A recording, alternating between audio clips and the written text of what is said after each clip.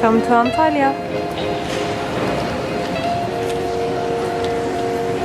Tekim Antalya'ya geldik 1 saatlik uçuştan sonra.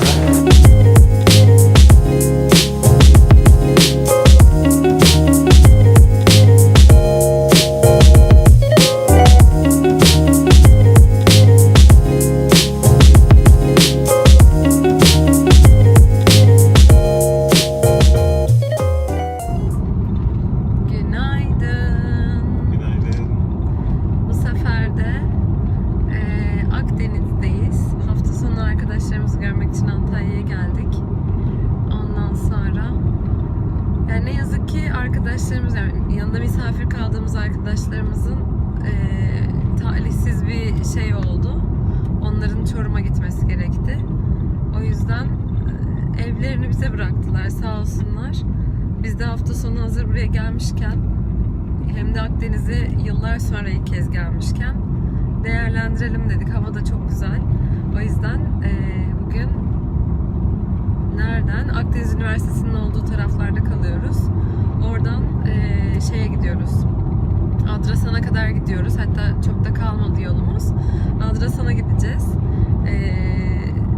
Sonra oradan geri dönerken Olimpos'a, Phaselis'e, eğer istersek belki Çamyuva'ya falan da girebiliriz. Böyle koy birkaç yeri görüp ondan sonra dönelim dedik. Özellikle Adrasan, Olimpos ve Phaselis'le ilgili çok heyecanlıyız. Çünkü duyduklarımız bayağı güzel. Bu arada yolda galiba yani ismine emin değilim ama bir maraton, ultra maraton var. Likya ultra maratonu olması lazım. O yüzden bisikletliler var böyle bütün yol boyunca. Onlarla böyle el sallaya sallaya gidiyoruz birbirimize. Yolda çok güzel zaten, görüntülerde görüyorsunuzdur. Bakalım, umarım güzel yerler göreceğiz. Bugün sizinle paylaşırız. Biz geldik. Burası inanılmaz bir koy ve böyle sezondan sonra gelmek gerçekten güzel.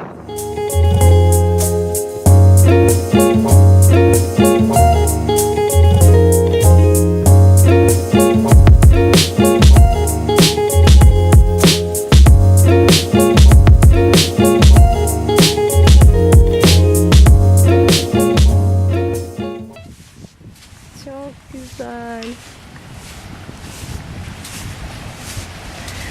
Ay, umarım deniz çok soğuk değildir. Denizde mi güvenilir? Sen girersin. Ben donurum.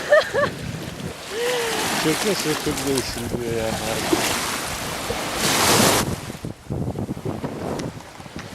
Ayaklarımızı soktuk ama benim için birazcık soğuk, yani direkt atlayacak olsam aslında soğuk değil. Ama tabii kenardan yavaş yavaş girmek için biraz iddialı. Çünkü rüzgar var. Yani sonrasında güneş çok kavurucu değil. Ama gireceğim.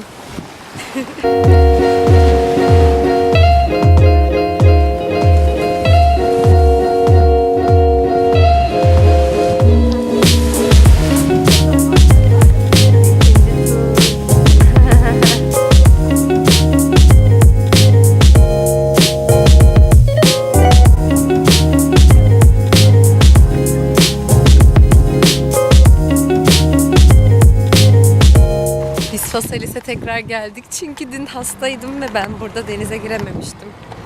Hiçbir şey anlamamıştık. O yüzden tekrar geldik ve sanırım bugün tüm günü burada geçireceğiz ve bugün daha da güzel görünüyor. Hava daha da sıcak. Şimdi Antik Kent'in içinden yürürken de bugün size göstereceğim. Bu arada şöyle sahili göstereyim. Arkada tekne falan var bugün.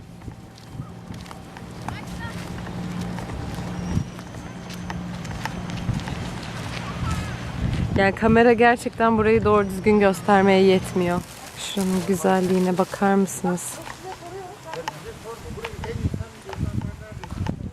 Gerçekten yani kamera burayı yeterince güzel gösteremediğine eminim ama yine de çekmek istiyorum. O kadar güzel ki ve inanılmaz sessiz, sakin.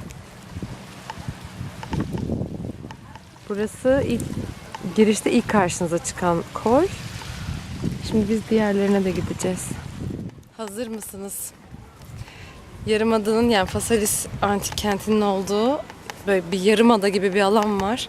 Onun öteki tarafına geldik. Dün diğer taraftaydık. İnanılmaz bir görüntü. Gösteriyorum.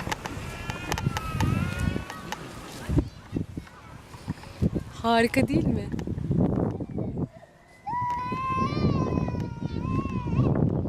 Gerçekten inanılmaz güzel. Barış önden koştu.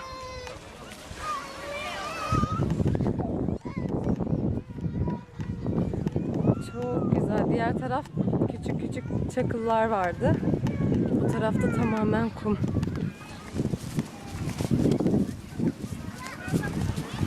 Ve gerçekten Ekim ayında böyle bir sıcak olduğuna ve denize geldiğimize inanamıyorum hala.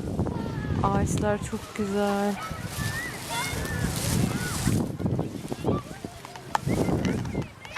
Tamam, bu tarafı da çok sevdik. Ama dün gittiğimiz tarafı biraz daha çok sevmiştik. Ve orada biraz daha ağaçlar fazla olduğu için gölgelik yer de vardı. Bizim şemsiyemiz olmadığı için o tarafa gitmeye karar verdik.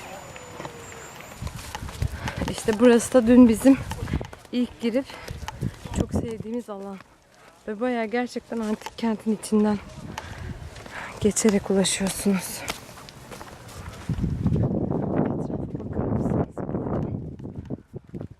İnanılmaz güzel koya geliyorsunuz ve şurada bir tane tek başına duran ağaç var. Tabii ki altında dün de sandalyesini kurmuş insanlar vardı. Bugün de var. En değerli yerin orası olduğunu biliyorlar galiba. Ya şuranın güzelliğine bakar mısınız?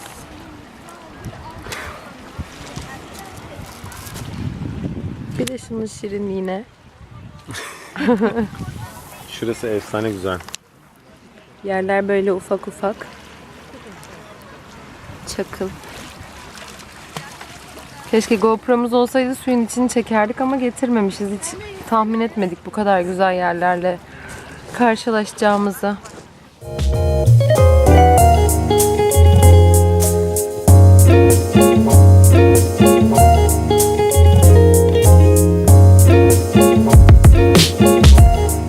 İnanamıyorum. Buraya mı geldin? Hoppa. Barış bunu kaçırıyor. Barış bunu kaçırıyor ama çok üzülecek. Al bakalım.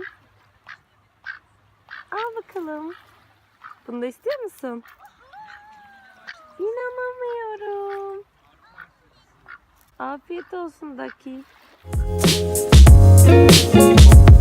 İyi pazarlar. Bugün Düden Şelalesindeyiz. Sanırım aşağı ve yukarı Düden diye 2 tane ayrı şelale varmış. Biz hangisine geldik?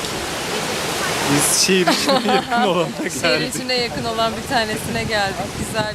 Yani şu an ortam çok güzel. Hani hem sonbahar gibi yapraklar dökülmüş hem böyle hala hava gerçekten çok sıcak. Şimdi şelalenin aşağısına doğru gidelim.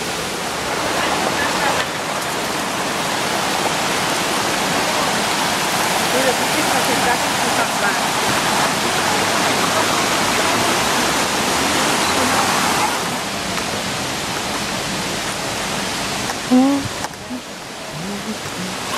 Şelaleyi bulduk. Düden Şelale'sindeki Doğu Çınarı'nın bilgileri.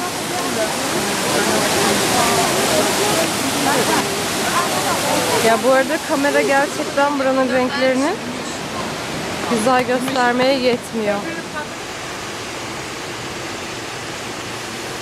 Şelaleye yaklaştık.